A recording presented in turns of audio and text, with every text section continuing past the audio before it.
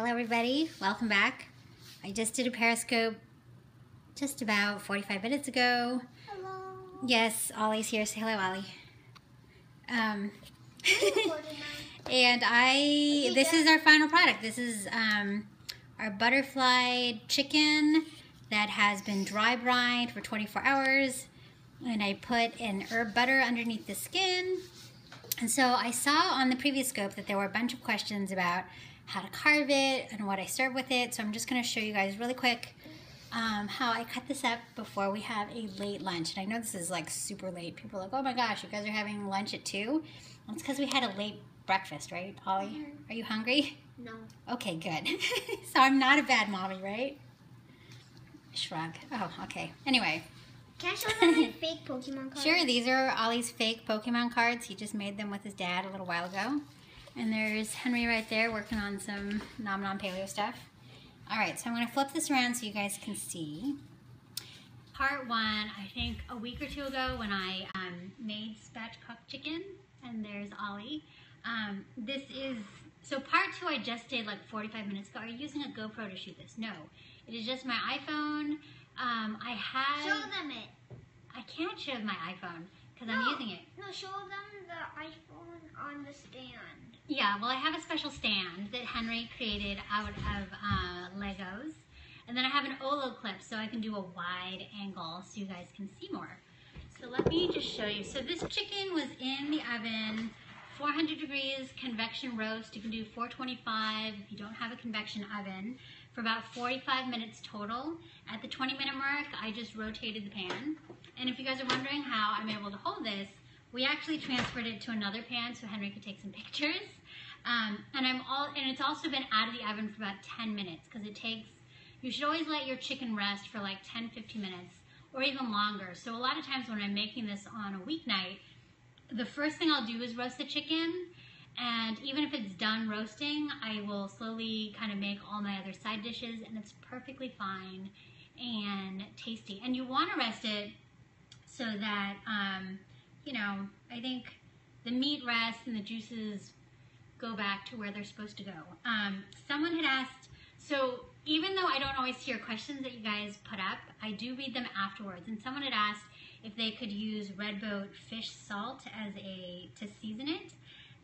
And I think the answer is yes, but you probably wouldn't want to use too much because it's super fine and it's packed with umami and it's salty. Won't it go cold? Not really.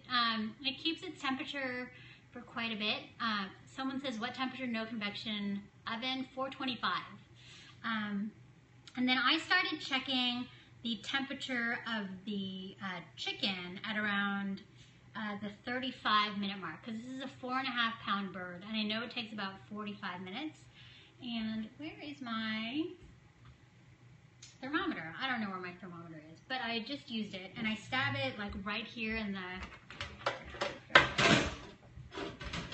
Do you know where my thermometer is, Henry?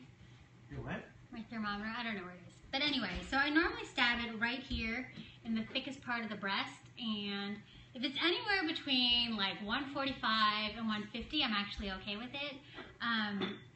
150, I think, oh here, this is my favorite meat thermometer. It's by, it's a Thermapen by ThermaWorks, and I just stab it right in here. And so even now, it's like at 150, and the temperature will actually come up a little bit as it's resting. So I pull it out when it's between 145 and 150. And if I stab into the thigh, which is the thickest part of the thigh, not hitting a bone, it should be, let's see where it is, let me stab it. It should be about 165, which it is, it's 163. So I think this is done. And I'm gonna serve it, someone says, well, what do you serve it with? Kind of whatever. I almost think the hardest part of cooking paleo is normally the protein, because you can always throw together a salad really quickly, you can roast vegetables. I mean, the vegetable part is not the hard part. I think it's always the protein. So we are gonna have a salad. Like I have some lettuce that I spun. Oh, and I just got water everywhere. Probably gonna chop up a carrot, and then maybe I'll put like some persimmons in Henry's. Yes, Ollie? And then he doesn't love salad, so I have some leftover roasted broccoli. He also likes rice, and our family does have white rice once in a while, so he's going to have some broccoli, white rice, and chicken. But Henry and I will probably have salad and then maybe some plantain chips, because I like some carby stuff once in a while. So here is how I carve my chicken. So I don't actually grease my rack. It probably would make it easier to come off, but it comes right off. Can you guys see this? Let me move this. Do you eat persimmons raw? Henry does. I don't like persimmons. But Henry loves persimmons, and he eats them raw all the time. So I'm going to angle this here. Can you guys see it like this? All right, so then first thing, I don't have like a special way of carving it, but I do kind of carve the legs off first. If you lift the leg up and you kind of cut around the skin, it should just come off. Do you see how that? I didn't even have to do anything. So the leg just comes right off. I normally split that into, see in here you just kind of pull it right off and it comes right off. You just pull right at the skin. See, and I have two legs. So here I cut in between the, see, drumstick, thigh. Super easy. If you hit the bone, just move it a little bit and then you'll be just fine. And the skin is super crunchy. Oh, see here I'm hitting the bone. Here, just move a little to the left and you'll cut right through the joint. Got two thighs, two drumsticks. The breast is a little harder, and then the wing part is a little hard, so I just kind of just yank out the wing. So it's not like this is elegant or pretty, this is just how I do it. And then if I do this all ahead of time, then I can save some of the bones for soup. Like I know Ollie doesn't like, if you watched our, we did a video with Vice Munchies where I made my sister's green chicken, and I made some green chicken drumsticks, and Ollie did not like that I left it on the bone for him to eat. So right now I'm just going to cut on the side of the breastbone to separate the breast. There's still a, so this is really hot. So there's this wishbone you kind of have to crack out. So I just kind of pull out the wishbone, and then I can eat that for later. And then this part, I kind of, oh, and there's like all this butter. So I kind of just cut along the side so that I can just lift out the thigh, I mean the breast, and then it's super hot.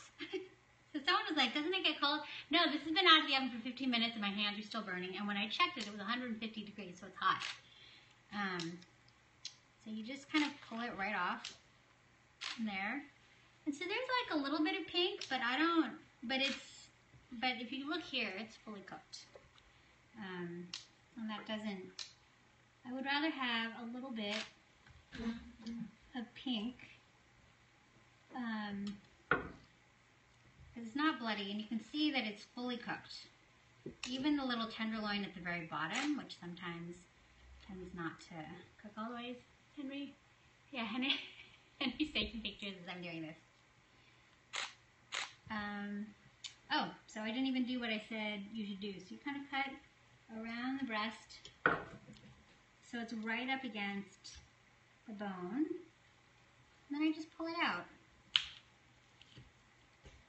Ta-da! So then there's still some meat here. I kind of pull out the tenderloin, the chicken tender part. And then I keep this for stock. I'm going to stick this in a bag for stock. And that's it, see? It's the backbone's all out. The breast, I will cut into slices. Can you guys see this? So the bone's all removed, so it's all meat.